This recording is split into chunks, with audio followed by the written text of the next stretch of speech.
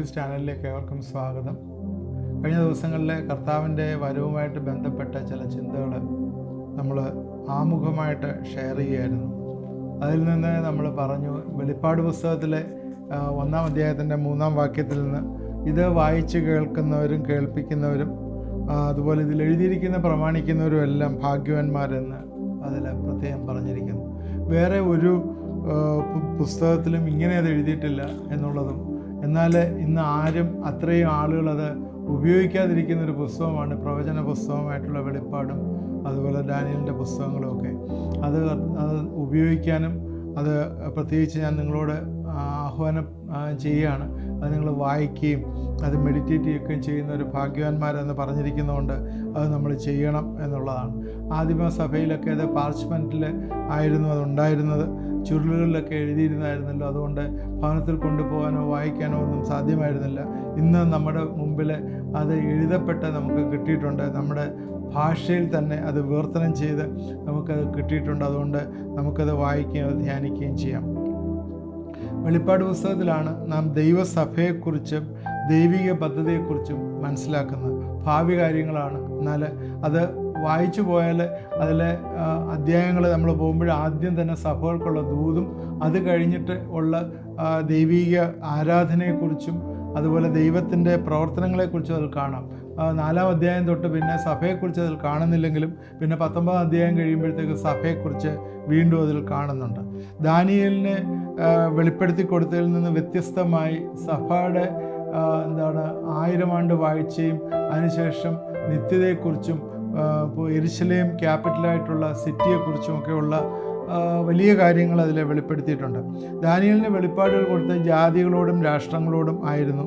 എന്നാൽ യോഹന്നാനുണ്ടായ വെളിപ്പാട് ദൈവസഭയെക്കുറിച്ചായിരുന്നു, ദൈവിക പദ്ധതിയെക്കുറിച്ചായിരുന്നു. നമുക്ക് ഈ സഭയുമായിട്ടുള്ള ബന്ധത്തിൽ ചില കാര്യങ്ങൾ ഇന്ന് നമുക്ക് ചിന്തിക്കാം എന്നാണ് വിചാരിക്കുന്നത്. പ്രധാനമായിട്ട് നമ്മൾ നോക്കിയാൽ 5 കാലഘട്ടങ്ങളായിട്ട് ഇതിനകത്ത് വെളിപ്പാട് പുസ്തകത്തിലുള്ള കാര്യങ്ങൾ നമുക്ക് കാണാം. 1 ദൈവസഭയും ദൈവിക പദ്ധതിയും, 2 ഇസ്രായേലും ദൈവിക കാര്യപരിപാടിയും, 3 ലോകരാഷ്ട്രങ്ങളും ദൈവ പദ്ധതിയും, 4 എതിർ ക്രിസ്തുവും അവൻ്റെ അന്ത്യവും, പിന്നെ ക്രിസ്തുവിൻ്റെ വാഴ്ച അനന്തര ഫലങ്ങളും. ഇത്രയും 5 ഭാഗമായിട്ട് ഇത് തിരിക്കാവുന്നതാണ്. ഈ ചുരുക്കമായിട്ട് ഇതിൻ്റെ ആമുഖമായിട്ട് ഇത് ഇങ്ങനെ പറയുന്നെങ്കിൽ നമ്മളിന്ന് സഭയെക്കുറിച്ചാണ് ചിന്തിക്കുന്നത്. ഡൊമീഷ്യൻ ചക്രവർത്തിയുടെ കാലഘട്ടത്തിൽ AD 90 തൊട്ട് 95 വരെ യോഹന്നാൻ അപ്പോസ്തലനെ പത്മോസ് ദ്വീപിലേക്ക് നാട് കടത്തി. അതൊരു ചരിത്രമാണ്. ഈജിയൻ കടലിൽ ഏഷ്യ മൈനറിലെ ഇന്നത്തെ തുർക്കി ഭാഗമായ എഫെസോസ് പട്ടണത്തിൻ്റെ 10 മൈൽ അകലെ 600 മൈൽ നീളവും 6 മൈൽ വീതിയുമുള്ള വൃക്ഷലല്ലാദികളൊന്നുമില്ലാതെ പാറ പിടിച്ചു കിടക്കുന്ന ഒരു സ്ഥലമാണിത്. അത് യുദ്ധത്തടവുകാരെയും അതുപോലെ കൊടും ക്രിമിനൽ ആയിട്ടുള്ള ആളുകളെയൊക്കെ നാട് കടത്തുന്ന ദ്വീപാണ്. അവിടെ ചെന്നാൽ ഭക്ഷണമൊന്നും കിട്ടാതെ കൊണ്ട് സാധാരണ കഴുകന്മാരുടെ ഭക്ഷണമായി തീരുന്ന, കഴുകന്മാർക്ക് അവർ ഭക്ഷണമായി തീരുന്ന ഒരു സാഹചര്യമാണുള്ളത്. ഡൊമീഷ്യൻ ചക്രവർത്തിയുടെ കാലശേഷം യോഹന്നാൻ തടവിൽ നിന്ന് വിട്ടയച്ചതിന് ശേഷം എഫെസോസിൽ വന്നാണ് ഈ ലേഖനം എഴുതിയെന്നാണ് വേദപണ്ഡിതന്മാർ പറയുന്നത്. അപ്പോഴേക്കും സഭ സ്ഥാപിച്ച് ഏകദേശം 66 വർഷങ്ങൾ കഴിഞ്ഞിരുന്നു. പൗലോസിൻ്റെ ലേഖനങ്ങളിലൊക്കെ മാനസാന്തരം, വ്യക്തികൾക്കുള്ള മാനസാന്തരത്തെക്കുറിച്ച് പറയുന്നുണ്ടെങ്കിൽ വെളിപ്പാട് പുസ്തകത്തിൽ സഭയുടെ മാനസാന്തരത്തെക്കുറിച്ചാണ് കാണുന്നത്. അതുകൊണ്ടാണ് സഭയെക്കുറിച്ച് ചില കാര്യങ്ങൾ പറയാനായിട്ട് നമ്മൾ ഇന്ന് ചിന്തിക്കുന്നത്. പുരാതന കാലത്ത് ആരാധനാ സ്ഥലത്തിന് ഉപയോഗിച്ചിരുന്ന പേരായിരുന്നു സഭ. പുതിയ നിയമത്തിൽ എക്ലീഷ്യ എന്ന ഗ്രീക്ക് പദത്തിൽ നിന്ന് ഗ്യാദറിംഗ്, കൂട്ടം, സംഘം എന്നൊക്കെ അർത്ഥമാണ്. എബ്രായ ഭാഷയിൽ കഹാൽ എന്ന പദമാണ് ഉപയോഗിച്ചിരിക്കുന്നത്. എബ്രായർ 7:38 പുതിയ നിയമത്തിൽ ഇസ്രായേൽ മക്കളുടെ മരുഭൂമിയിലെ സഭയെക്കുറിച്ച് പറയുന്നുണ്ട്. അപ്പോസ്തല പ്രവൃത്തി 7:38 സീനായി മലയിൽ തന്നോട് സംസാരിച്ച ദൂതനോടും നമ്മുടെ പിതാക്കന്മാരോടും കൂടെ മരുഭൂമിയിലെ സഭയിൽ ഇരുന്നവനും നമുക്ക് തരുവാൻ ജീവനുള്ള അരുളപ്പാട് ലഭിച്ചോ അവൻ തന്നെ എന്ന് പറയുന്നു. മരുഭൂമിയിലെ സഭ, അതാണ് അവിടെ പറയുന്നത്. ദൈവം മുമ്പാകെ കൂടുന്നവർ എന്ന് അർത്ഥമാക്കിയിരിക്കുന്നു. പുതിയ നിയമത്തിൽ എഫേസ്യർക്ക് എഴുതിയ ലേഖനം 5-ാം അധ്യായത്തിലും എബ്രായർക്ക് എഴുതിയ ലേഖനം 12-ാം അധ്യായത്തിലും ക്രിസ്തുവിൻ്റെ സഭയെക്കുറിച്ച്, മണവാട്ടിയെക്കുറിച്ചും ഒക്കെ പറയുന്ന കാര്യങ്ങൾ നമുക്ക് അറിയാമല്ലോ. ക്രിസ്തുവിനാൽ വീണ്ടെടുക്കപ്പെട്ട ദൈവിക പദ്ധതിക്കായി ദൈവത്താൽ വിളിച്ച് വേർതിരിക്കപ്പെട്ട ഒരു കൂട്ടം ജനം, അതാണ് സർവ്വലൗകിക സഭ, യൂണിവേഴ്സൽ ചർച്ച് എന്ന് പറയുന്നത്. ഇത് ഒരു നമ്മൾ പറയുമ്പോൾ ഈ പല സഭകൾ നമ്മൾ കാണുന്നുണ്ടല്ലോ. ഇപ്പം പല ദൈവസഭകൾ കാണുന്നുണ്ട്, പല ഡിനോമിനേഷൻസ് കാണുന്നുണ്ട്. ഇതല്ല ഇവിടെ ഉദ്ദേശിക്കുന്ന സഭ എന്ന് പറയുന്നത്. നമ്മൾ വിചാരിക്കും എന്താണ് യാക്കോബ സഭ, മർത്തോമ സഭ, പെന്തക്കോസ് സഭ, ബ്രദറൻ സഭ, ഇങ്ങനെയുള്ള സഭകളല്ല ഇവിടെ ഉദ്ദേശിക്കുന്നത്. ക്രിസ്തുവിനാൽ വീണ്ടെടുക്കപ്പെട്ട ദൈവിക പദ്ധതിക്കായി ദൈവത്താൽ വിളിച്ച് വേർതിരിക്കപ്പെട്ട ഒരു കൂട്ടം ജനം, അതാണ് സഭ എന്ന് പറയുന്നത്. അതിന് ഓരോ സ്ഥലത്തിൻ്റെ പേര് വെച്ച് സഭ ആദ്യം പറയുന്നുണ്ടായിരുന്നു. ആദ്യം ക്രിസ്ത്യാനിയുടെ ഇടയിൽ അന്ത്യോക്യയിലെ സഭ എന്ന് പറയുന്നുണ്ടായിരുന്നു, കോരിന്തിലെ സഭ എന്ന് പറയുന്നുണ്ടായിരുന്നു, എഫസോസിലെ സഭ. റെവലേഷൻസ് 2:1 2:1 എഫസോസ് സഭയെക്കുറിച്ച് പറയുന്നു. കോരിന്ത്യ സഭയെക്കുറിച്ച് 1 കൊരിന്ത്യർ 1:2 പറയുന്നു. അന്ത്യോക്യയിലെ സഭയെക്കുറിച്ച് അപ്പോസ്തല പ്രവൃത്തി 13:1 പറയുന്നു. ഇങ്ങനെയൊക്കെ സഭകൾ അന്നുണ്ടായിരുന്നുള്ളൂ. അല്ലാതെ വ്യക്തികളുടെയോ സംഘടനയുടെയോ ക്രിസ്തുവിൻ്റെ ശിഷ്യന്മാരുടെയോ പേരൊന്നും വെച്ചല്ലായിരുന്നു ഈ സഭകളൊന്നും തന്നെ വന്നത്. സ്ഥല സഭകൾ ആയിട്ടാണ് പറഞ്ഞത്. മത്തായി 16:18 യേശു പറഞ്ഞ ഭാവമാണ്, ഈ പാറമേൽ ഞാൻ എൻ്റെ സഭയെ പണിയും. ഈ പാറമേൽ ഞാൻ എൻ്റെ സഭയെ പണിയും. യേശു എന്ന പാറയിലെ പണിയപ്പെട്ട സഭയാണ്. മത്തായിയുടെ സുവിശേഷം 18:17 സഭയെക്കുറിച്ചുള്ള കാര്യമുണ്ട്. അവർ തീരുമാനങ്ങൾ എടുക്കുന്ന 2-3 പേരുടെ വായാൽ ഓരോ കാര്യം ഉറപ്പിക്കേണ്ടതിന് അവരെ സഭയിലേക്ക് കൂട്ടിക്കൊണ്ട് ചെല്ലുക എന്നുള്ള രീതിയിൽ സഭയെക്കുറിച്ച് പറയുന്നുണ്ട്. ഇത് പൊതുവായി പറഞ്ഞിരിക്കുന്നതാണ്. യഹൂദന്മാരുടെ ആരാധന സ്ഥലമായ സിനഗോഗിനെ കുറിച്ച് ആണ് എന്നും ഒരഭിപ്രായമുണ്ട്. ഈ നേരത്തെ പറഞ്ഞത് അവരെ കൂട്ടിക്കൊണ്ട് ചെല്ലാനൊക്കെ പറയുന്നത് കൂടുന്നൊരു സിനഗോഗായിരുന്നു ആദ്യം ആരാധനയ്ക്കായിട്ട് അവർ കൂടിക്കൊണ്ടിരുന്നത്. യേശു ഭൂമിയിൽ വന്നത് ദൈവരാജ്യം സ്ഥാപിക്കാനായിട്ടാണ്. നമുക്കറിയാം, യേശു ഭൂമിയിൽ വന്ന് ദൈവരാജ്യം സ്ഥാപിക്കാനായിട്ട്. ആ ദൈവരാജ്യം എന്ന് പറയുന്നത് നീതി, സമാധാനവും പരിശുദ്ധാത്മാവിൽ സന്തോഷവുമാണ് ദൈവരാജ്യം. യേശുവിൻ്റെ പഠിപ്പിക്കലുകളെല്ലാം അങ്ങനെയായിരുന്നു. യേശു മരിച്ച് അടക്കപ്പെട്ട് ഉയർത്തെഴുന്നേറ്റു. 500ഓളം ശിഷ്യന്മാർക്ക് പ്രത്യക്ഷനായി. 40 ദിവസത്തോളം അവൻ ശിഷ്യന്മാരുടെ ഇരുന്ന് പിന്നീട് സ്വർഗാരോഹണം ചെയ്ത് പ്രേക്ഷിത ദൗത്യം നിർവഹിക്കാനായി പരിശുദ്ധാത്മാവിനെ തന്നു. പരിശുദ്ധാത്മാവ് വന്നതിന് ശേഷം വേർതിരിക്കപ്പെട്ട ഒന്നാണ് ദൈവസഭ എന്ന് പറയുന്നത്. അതുവരെയും ദൈവരാജ്യത്തെക്കുറിച്ച് പ്രസംഗിക്കുകയൊക്കെ ചെയ്യുന്ന ഒരു കാര്യമായിരുന്നു. എന്നാൽ പരിശുദ്ധാത്മാവ് മാളിക മുറിയിൽ കൂടിയിരുന്നപ്പോൾ അവരുടെ ഇടയിൽ പ്രത്യക്ഷനായതിനു ശേഷമാണ് സഭയെക്കുറിച്ചുള്ള പഠിപ്പിക്കലുകൾ വന്നത്. എന്നാൽ ദൈവരാജ്യത്തിന് പകരമല്ല സഭ.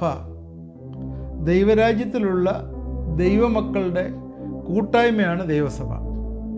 ഒന്നുകൂടെ പറയാം, ദൈവരാജ്യത്തിന് പകരമല്ല. ദൈവരാജ്യം പൂർണ്ണതയിൽ വരുന്നത് ആശ്ചര്യമായി ദൈവരാജ്യം വരാൻ പോകുന്നേ ഉള്ളൂ. ഈ ദൈവരാജ്യത്തിലെ ദൈവമക്കളുടെ കൂട്ടായ്മയാണ് സഭ. അപ്പോസ്തലന്മാരുടെ പ്രസംഗങ്ങളിലെ പ്രധാന വിഷയം ദൈവരാജ്യമായിരുന്നു. അത് സഭ എന്ന വാക്ക് 2 അർത്ഥത്തിൽ അവരുപയോഗിച്ചിരുന്നു. 2 അർത്ഥത്തിലാണ് ഉപയോഗിച്ചിരുന്നത്. അപ്പോസ്തലന്മാരുടെ പ്രസംഗങ്ങളിലും പ്രധാന വിഷയം ദൈവരാജ്യമായിരുന്നു. സഭ എന്ന വാക്ക് 2 അർത്ഥത്തിൽ, ഒന്ന് പ്രാദേശിക സഭ, 2 സർവ്വലൗകിക സഭ. പ്രാദേശിക സഭയിൽ നേരത്തെ പറഞ്ഞു, യെരുശലേമിലെ സഭ, അന്ത്യോക്യയിലെ സഭ, കൈസറിയയിലെ സഭ, ഇങ്ങനെയുള്ള സഭ പ്രാദേശിക സഭയായിട്ടും സർവ്വലൗകിക സഭ എന്ന് പറഞ്ഞാൽ എല്ലാ ഇടങ്ങളിലുമുള്ള ദൈവസഭയെ ഒരു ശരീരമായി കണ്ടുകൊണ്ട് ഉപേക്ഷിക്കുന്നത്. ജനം അവിടെ എവിടെയായി കൂടി വന്നിട്ടുണ്ടായിരുന്നു. ആ സമയത്തും അത് പലരുടെ വീട്ടുകളിലൊക്കെ കൂടുന്ന സഭയുണ്ടായിരുന്നു, വീട്ടിലെ സഭ. റോമർക്കെഴുതിയ ലേഖനത്തിനകത്ത് പറയുന്നുണ്ട്. അതുപോലെ 1 കൊരിന്ത്യർ 16:19 പറയുന്നു. ഇവിടെയൊക്കെ വീട്ടിലെ സഭയെക്കുറിച്ചും പറയുന്നുണ്ട്. എന്നാൽ ദൈവത്തിൻ്റെ അനാദികാലമായി മറഞ്ഞു കിടന്നിരുന്ന മർമ്മം, ഒരു വാക്യം വായിക്കാം. എഫെസ്യർ 3:9-11 വരെയുള്ള വാക്യങ്ങളിൽ ഒന്ന് വായിച്ച് കേൾപ്പിക്കാം. സകലവും സൃഷ്ടിച്ച ദൈവത്തിൽ അനാദികാലം മുതൽ മറഞ്ഞു കിടന്ന മർമ്മത്തിൻ്റെ വ്യവസ്ഥയുണ്ടെന്ന് എല്ലാവർക്കും പ്രകാശിപ്പാനായി ഈ കൃപ നൽകിയിരിക്കുന്നു. അങ്ങനെ ഇപ്പോൾ സ്വർഗത്തിൽ വാഴ്ചകൾക്കും അധികാരങ്ങൾക്കും ദൈവത്തിൻ്റെ ബഹുവിധമായ ജ്ഞാനം അവൻ നമ്മുടെ കർത്താവായ യേശുക്രിസ്തുവിൽ നിവർത്തിച്ച അനാദി നിർണയപ്രകാരം സഭ മുഖാന്തരം അറിവായി വന്നു. ഇവിടെ കാണുന്നുണ്ട്, ഒരു മർമ്മമായിട്ട്, ദൈവത്താൽ നിയോഗിക്കപ്പെട്ട മർമ്മമായിട്ടാണ് ഇവിടെ സഭയെ കാണിച്ചിരിക്കുന്നത്. അനാദി നിർണയപ്രകാരം സഭ മുഖാന്തരം അറിവായി വന്നു. ഒരു അനാദികാലം മുതൽ മറഞ്ഞു കിടക്കുന്ന മർമ്മത്തിൻ്റെ വ്യവസ്ഥ അതെല്ലാവർക്കും പ്രകാശിപ്പാനായിട്ട് ദൈവം കൃപയൊരുക്കി. അതായിട്ടൊരു സഭ എന്ന് പറയുന്നു. യേശുവിനെ മണവാളനും സഭയെ മണവാട്ടിയുമായിട്ടുള്ള ബന്ധത്തിൽ ചിത്രീകരിച്ചിട്ടുണ്ട്. അതുകൊണ്ട് കറ, ചുളുക്കം, വാട്ടം, മാലിന്യം എന്നിവയില്ലാതെ കർത്താവിനായി കാത്തിരിക്കുന്ന ഒരു സഭ. ആ ഒരു സഭയാണ് സാർവലൗകിക സഭ. സാർവലൗകിക സഭ എന്ന് പറയുന്ന സഭ നമ്മളീ പറയുന്ന ഈ ഡിനോമിനേഷനിലുള്ള എല്ലാ വിശ്വാസികളും ഒരുമിച്ച് ആയിരിക്കുന്ന ക്രിസ്തു എന്ന ശരീരമാകുന്ന സഭയുടെ അംഗങ്ങളാണ്. എഫേസ്യർ 5:25-26 ഭർത്താക്കന്മാർക്കുള്ള ഇൻസ്ട്രക്ഷനായിട്ടാണ്. ഭർത്താക്കന്മാരെ ക്രിസ്തുവും സഭയെ സ്നേഹിച്ചതുപോലെ നിങ്ങളുടെ ഭാര്യമാരെ സ്നേഹിപ്പിൻ. ക്രിസ്തുവും സഭയെ സ്നേഹിച്ചതുപോലെ അവൻ അവളെ വചനത്തോടു കൂടിയ ജലസ്നാനത്താൽ വെടിപ്പാക്കി വിശുദ്ധീകരിക്കേണ്ടതിന് കറ, ചുളുക്കം മുതലായ ഒന്നുമില്ലാതെ സഭയെ ശുദ്ധയും നിഷ്കളങ്കയുമായി തനിക്ക് തന്നെ തേജസ്സോട് മുൻനിർത്തേണ്ടതിന് തന്നെത്താൻ അവൾക്ക് വേണ്ടി ഏൽപ്പിച്ചു കൊടുത്തു. സഭയെ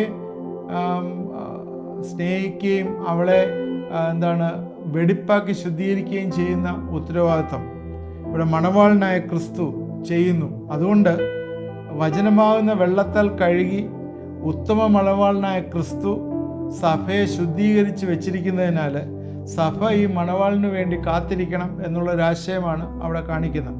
അപ്പോൾ ക്രിസ്തുവും സഭയും തമ്മിലുള്ള അഭേദ്യമായ ബന്ധം അത് ഏറ്റവും പ്രധാനപ്പെട്ട ഒന്നാണ്. അതുകൊണ്ട് സഭ എവിടെയാണെന്ന് ചോദിച്ചാൽ ക്രിസ്തു എന്ന തല, കൊരിന്ത്യർക്ക് എഴുതിയ ലേഖനത്തിനകത്തുള്ള ക്രിസ്തു എന്ന തല, ബാക്കി ശരീരമാകുന്ന സഭ, അങ്ങനെയാണ് ഇരിക്കുന്നത്. അതിനോട് ചേർന്നിരിക്കുകയാണ്. അല്ല നമ്മൾ പറയുന്നത് പോലുള്ള കെട്ടിടങ്ങളിലൊക്കെ ഉള്ള ഒരു വർഷിപ്പ് അതല്ല സഭയെന്ന് പറയുന്നത്. ശരിക്കും സഭയെന്ന് പറയുന്നത് കർത്താവിൻ്റെ ശരീരമാകുന്ന സഭയാണ്. അത് നമ്മളെ വിലയ്ക്ക് വാങ്ങിയിരിക്കുകയാണ്. എങ്ങനെ വിലയ്ക്ക് വാങ്ങി? അവൻ്റെ രക്തം കൊടുത്ത് നമ്മളെ വിലയ്ക്ക് വാങ്ങിയിരിക്കുകയാണ്. അത് അവന് ദിനം പ്രതി ദൈവത്തിൻ്റെ വചനത്താൽ നമ്മളെ കഴുകി ശുദ്ധീകരിച്ച് നേരത്തെ പറഞ്ഞ പോലെ ആ ദിവസവും ആ വിശ്വാസത്തിൽ വളർത്തി നിലനിർത്തിക്കൊണ്ടിരിക്കുകയാണ്. പരിശുദ്ധാത്മാവ് വേണ്ട സമയത്ത് നമുക്ക് ആലോചന തരികയും നമ്മളെ വളർത്തുകയും ചെയ്യുന്നു. അതാണ് ആ സഭയുടെ പ്രത്യേകത. അതുകൊണ്ട് കർത്താവിൽ യോജിച്ചിരിക്കുമ്പോഴേ, കർത്താവിൻ്റെ വഴികളിൽ ഇരിക്കുമ്പോഴേ അത് നമ്മുടെ ജീവിതങ്ങളിലെ ദിവസവും പുതുക്കത്തിൻ്റെ അനുഭവത്തിൽ മുമ്പോട്ട് പോകുന്ന ഒന്നാണ് സഭ. ഈ സഭയുടെ ജനറലായിട്ടുള്ളൊരു കാര്യമാണ് ഞാൻ പറഞ്ഞത്, പ്രാദേശിക സഭയും സാർവലൗകിക സഭയും. എന്നാൽ സഭയുടെ പ്രത്യേകതകളുണ്ട്, ഒരു 3-4 പ്രത്യേകതകളുണ്ട്. അത് നമുക്ക് വേറൊരു ദിവസം നമുക്ക് സംസാരിക്കാം. അടുത്ത ദിവസം നിങ്ങൾ അതിന് കണ്ടിന്യൂറ്റി സഭയെക്കുറിച്ച് കുറച്ച് കാര്യങ്ങളൂടെ പറയാനായിട്ടുണ്ട്, നമുക്ക് സംസാരിക്കാം. എന്തുകൊണ്ടാണ് ഈ സഭയെക്കുറിച്ച് പറയുന്നത് എന്ന് ചോദിച്ചാൽ, സഭയെ എടുക്കാനായിട്ടാണ് മണവാളനായിട്ടുള്ള ക്രിസ്തു വരുന്നത്. അതുകൊണ്ട് സഭയെക്കുറിച്ച് നമ്മൾ അറിവുള്ളവരായിരിക്കണം. എന്താണ് സഭ, ആരെയാണ് എടുക്കാൻ പോകുന്നത് എന്നുള്ളത് നമ്മൾ അറിവുള്ളവരായിരിക്കണം. അതുകൊണ്ട് സഭയെക്കുറിച്ച് ഇതിന് പ്രത്യേകിച്ച് പറയുന്നു. നമുക്ക് പ്രാർത്ഥിക്കാനുള്ള സമയമാണ്. നമ്മൾ ഈ വചനം നിങ്ങൾക്ക് അനുഗ്രഹമായി എന്ന് വിശ്വസിക്കുന്നു. നമുക്ക് പ്രാർത്ഥിക്കാം. തീർച്ചയായും ദൈവം നമ്മൾക്ക് വേണ്ടതായിട്ടുള്ള ദൈവകൃപ ഈ ദിവസങ്ങൾ തരട്ടെ. ദൈവമായ കർത്താവേ, ഞങ്ങൾ ഈ സമയം നിൻ്റെ കരങ്ങളിലേക്ക് സമർപ്പിച്ച് പ്രാർത്ഥിക്കുന്നു. യേശുക്രിസ്തു ഞങ്ങളെ ചേർക്കുവാനായി വരുന്നുണ്ട്. അതിനുവേണ്ടി ഞങ്ങൾ കാത്തിരിക്കുമ്പോൾ സഭയായിട്ടുള്ള ഒരുക്കം എങ്ങനെയാണ് എന്ന് ഞങ്ങൾ ചിന്തിക്കുന്ന ഈ അവസരത്തിൽ കർത്താവേ, സഭയുടെ അർത്ഥം എന്താണെന്ന് എൻ്റെ പൂർണ്ണതയിൽ ഞങ്ങൾക്ക് പറഞ്ഞു തരണമേ എന്ന് പ്രാർത്ഥിക്കുന്നു. കർത്താവേ, പല കാര്യങ്ങൾ ഞങ്ങൾ മനസ്സിലാക്കി വെച്ചിരിക്കുന്നതിനുപരിയായിട്ട് നിൻ്റെ ശരീരമാകുന്ന സഭയെ നീ ചേർക്കാനായിട്ട് വരും എന്ന് ഞങ്ങൾ പൂർണ്ണമായിട്ട് വിശ്വസിക്കുകയും അതനുസരിച്ച് ഞങ്ങൾ പ്രത്യാശിക്കുകയും ചെയ്യുന്നു. ദൈവമേ, ഈ സഭയിലെ കർത്താവെ, ദൈവത്തിൻ്റെ കൃപാവരങ്ങൾ പ്രാപിച്ചവർ ഉണ്ടാകണം എന്ന് നീ ആഗ്രഹിക്കുന്നല്ലോ. കർത്താവെ, ഈ സഭ അതനുസരിച്ച് നടക്കാനായിട്ടാണ് നീ ആഗ്രഹിക്കുന്നത്. എൻ്റെ പരിശുദ്ധാത്മാവിൻ്റെ വലിയ അഭിഷേകത്താൽ കർത്താവെ, കൃപാവരങ്ങൾ പ്രാപിക്കുവാനായിട്ട് സഭയിലുള്ളവരെ കർത്താവെ നീ പ്രത്യേകിച്ച് നീ പറഞ്ഞിട്ടുണ്ടല്ലോ, നിൻ്റെ വചനത്തിൽ കൂടി പറഞ്ഞിട്ടുണ്ടല്ലോ.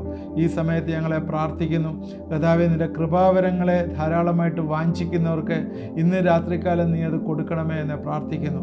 കർത്താവേ, വചനം താല നീ കഴുകി ശുദ്ധീകരിച്ച് കർത്താവെ ദൈവത്തിൻ്റെ വലിയ പരിജ്ഞാനത്തിൽ നിറയ്ക്കുകയും കർത്താവെ അവരെ കർത്താവെ സകല വരങ്ങളാലും കർത്താവെ അവരെ നിറയ്ക്കുകയും ചെയ്യണമെന്ന് പ്രാർത്ഥിക്കുന്നു. ഈ ദിവസങ്ങളിൽ ചില ആളുകൾ കർത്താവെ ദൈവത്തിൽ പൂർണ്ണമായിട്ട് കർത്താവിൽ പൂർണ്ണമായിട്ട് വളരുവാനായിട്ട് പെർഫെക്റ്റ് ആകുവാനായിട്ട് ആഗ്രഹിച്ച് വിട്ടുകൊടുത്തിരിക്കുന്ന ചില വ്യക്തികളെ കാണിക്കുന്നല്ലോ. ദൈവങ്ങൾ അവർക്ക് വേണ്ടി പ്രാർത്ഥിക്കുന്നു. ഈ ദിവസങ്ങളിൽ നിൻ്റെ ആത്മാവിൻ്റെ അഭിഷേകം അവരിൽ കൂടുതലായിട്ട് വരട്ടെ എന്ന് പ്രാർത്ഥിക്കുന്നു. പ്രത്യേകിച്ച് നിൻ്റെ കൃപാവരങ്ങൾ നീ അവരിൽ ധാരാളമായി കൊടുക്കണമേ, സഹായിക്കണമേ എന്ന് പ്രാർത്ഥിക്കുന്നു. അതുപോലെ കർത്താവെ രോഗികളായിരിക്കുന്നവരെ ഞങ്ങളെ ഓർത്ത് പ്രത്യേകം പ്രാർത്ഥിക്കുന്നു. രോഗത്തിൽ നിന്നുള്ള വിടുതൽ നീ കൊടുക്കണമേ. ത്വക്ക് സംബന്ധമായിട്ടുള്ള വിവിധ രോഗങ്ങളിൽ പ്രയാസപ്പെടുന്ന വ്യക്തികളെ കർത്താവെ നീ നിന്ന് വിടുവിക്കണമേ എന്ന് പ്രാർത്ഥിക്കുന്നു. കർത്താവെ എന്താണെന്നറിയത്തില്ല, സ്കിൻ ക്യാൻസർ പോലുള്ള ചില പ്രശ്നങ്ങൾ കർത്താവെ ഉള്ള വ്യക്തികളെ ഇത് ശ്രദ്ധിക്കുന്നു. നീ അവരെ വിടുവിക്കണമേ, സഹായിക്കണമേ എന്ന് പ്രാർത്ഥിക്കുന്നു. വിശ്വാസത്തോടെ അത് ഏറ്റെടുത്ത് ചെയ്യുവാനായിട്ട് കർത്താവെ സഹായിക്കണമേ എന്ന് പ്രാർത്ഥിക്കുന്നു. എൻ്റെ കരങ്ങളിലേക്ക് ഞങ്ങളെല്ലാം സമർപ്പിക്കുന്നു. പ്രാർത്ഥന കേട്ടവർക്ക് സ്തോത്രം. യേശുവിൻ്റെ നാമത്തിൽ പ്രാർത്ഥിക്കുന്നു, കേൾക്കുമാറാകണമേ. ആമേൻ. ഇത് വാച്ച് ചെയ്ത എല്ലാവരെയും ദൈവം അനുഗ്രഹിക്കട്ടെ. നിങ്ങളുടെ അഭിപ്രായങ്ങൾ വാട്സാപ്പ് നമ്പറിലോ അല്ലെങ്കിൽ യൂട്യൂബ് ചാനലിലോ നിങ്ങൾ അത് നോട്ട് ചെയ്യണം. അതുപോലെ നിങ്ങളുടെ പ്രയർ റിക്വസ്റ്റ് അയച്ചു തന്നാൽ നിങ്ങൾക്ക് വേണ്ടി പ്രാർത്ഥിക്കുന്നതാണ്. ദൈവം നമ്മളെ എല്ലാവരെയും അനുഗ്രഹിക്കും.